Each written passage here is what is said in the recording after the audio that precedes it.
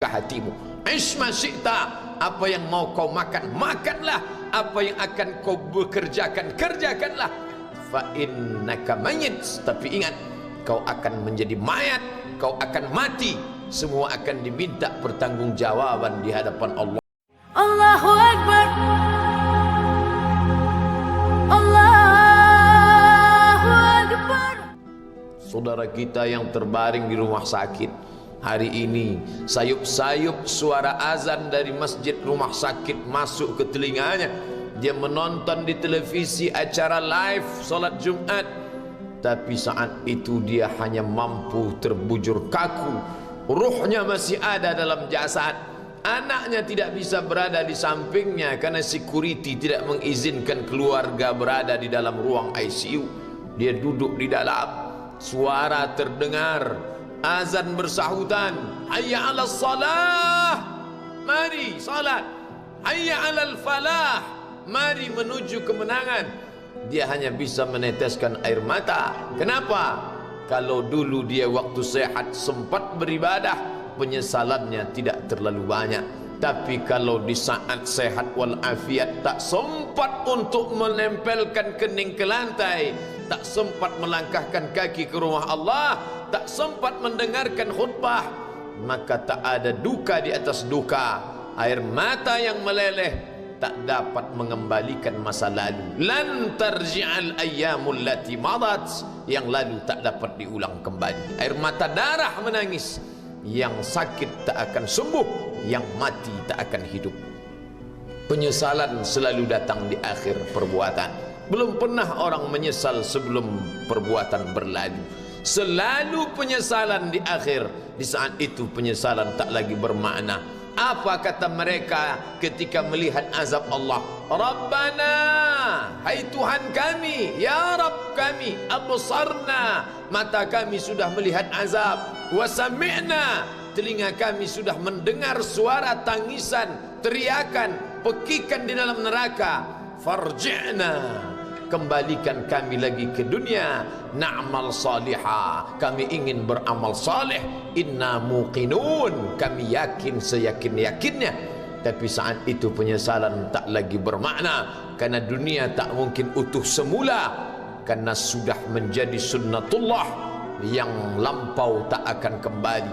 Idza sama'un fatarat, langit terbelah, wa idzal kawakibun tasarat, planet-planet bertabrakan, wa idzal biharu fujirat, lautan diledakkan, diletupkan, wa idzal quburu bu'asirat, semua yang dikubur dibangkitkan. Alimat nafsum ma qaddamat wa akharat, disitulah orang baru sadar apa yang dulu pernah aku lakukan.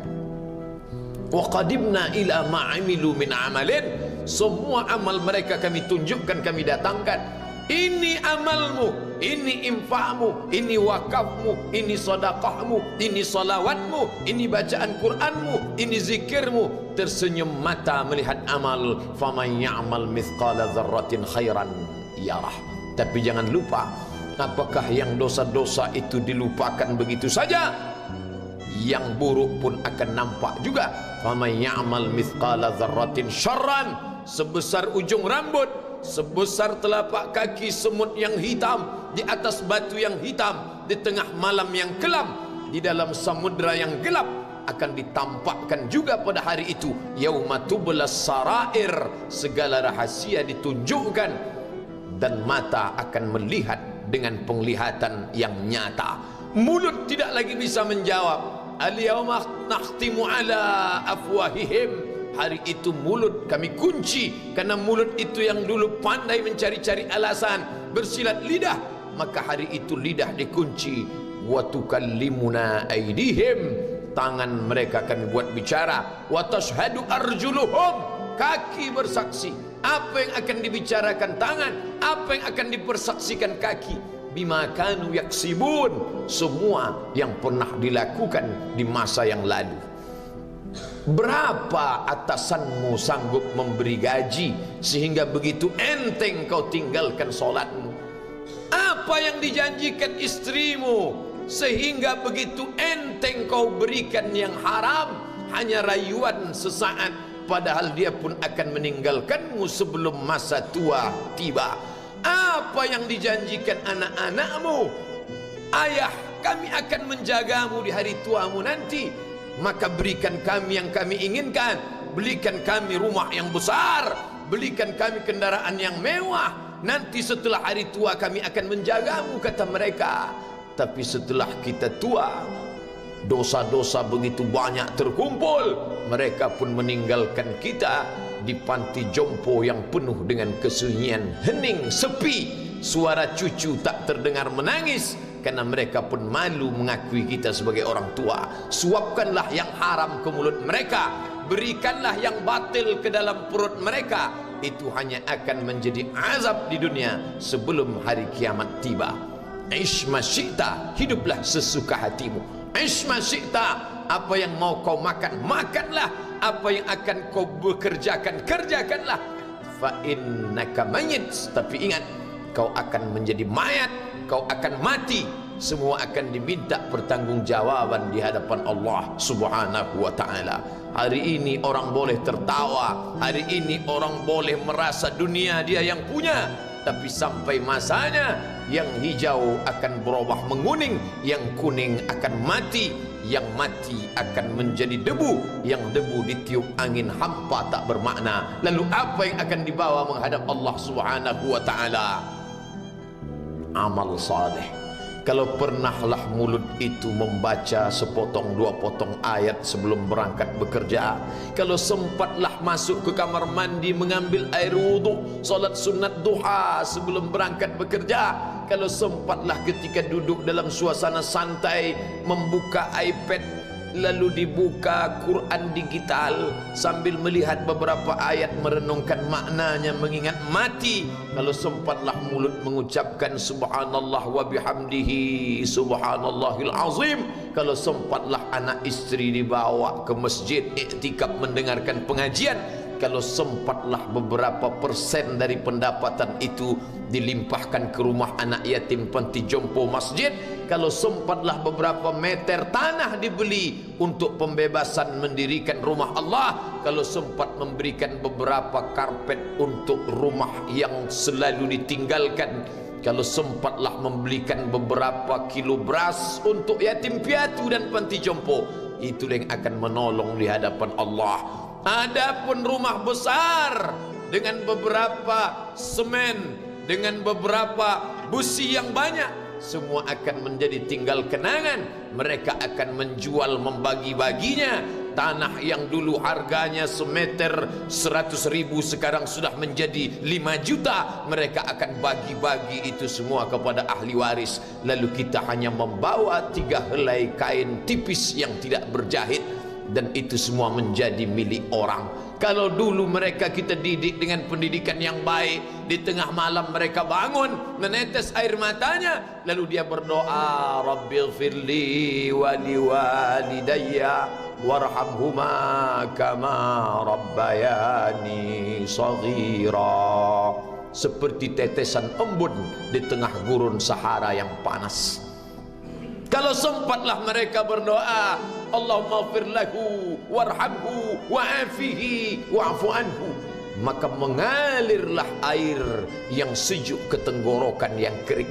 Kalau sempatlah mereka membeli makanan, diundangnya anak yatim, diusapnya kepala, ya Allah, terimalah sedekahku ini untuk almarhum ayahku, almarhumah bundaku. Aku tak dapat membalas budi baik mereka, ya Allah, mereka sudah mendahului aku. Maka akan mengalirlah itu sebagai perlipur lara di tengah alam barzah sementara kiamat tiba. Tapi kalau mereka hanya dididik dengan keduniawian, dididik dengan kemewahan, disumbat mereka dengan materi, tak pernah diingatkan pada mati. Ketika kita mati, mereka pun juga akan mati perasaan ingatannya. Paling celaka lagi, mereka mengingat kita dengan mengantarkan bunga, mereka mengingat kita dengan pakaian hitam, mereka mengingat kita dengan suara musik, mereka mengingat kita dengan memajang foto kita besar-besar di dalam rumah.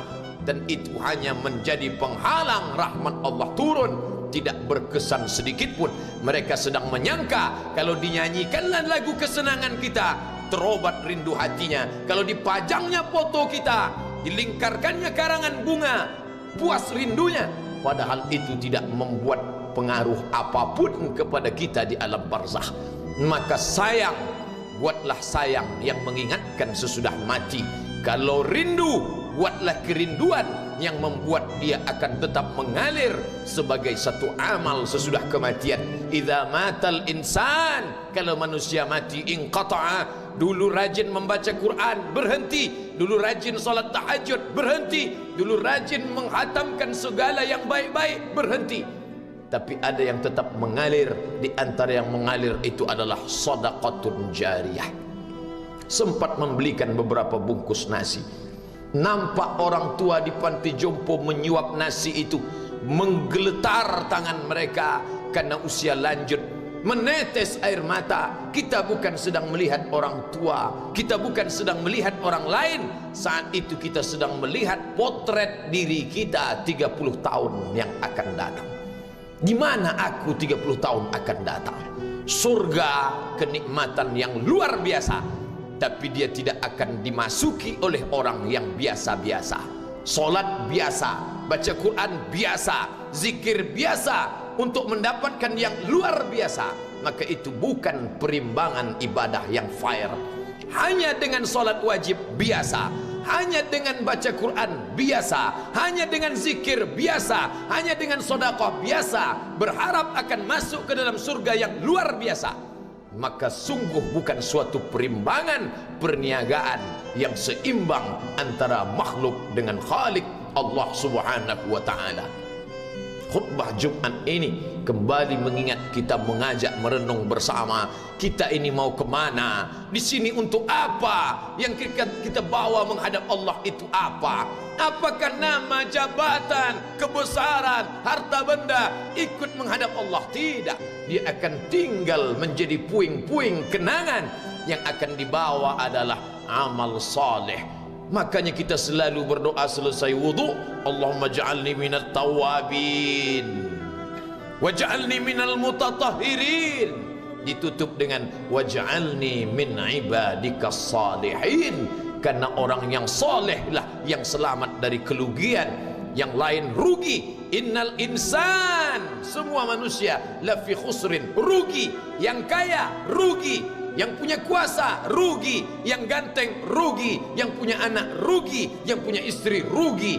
Tapi ada yang beruntung, illallazina amanu, kecuali yang beriman, wa amilus salihati, dan beramal saleh. Itulah orang yang beruntung, karena dia akan hidup dalam kehidupan yang kekal abadi, membawa iman dan amal salehnya.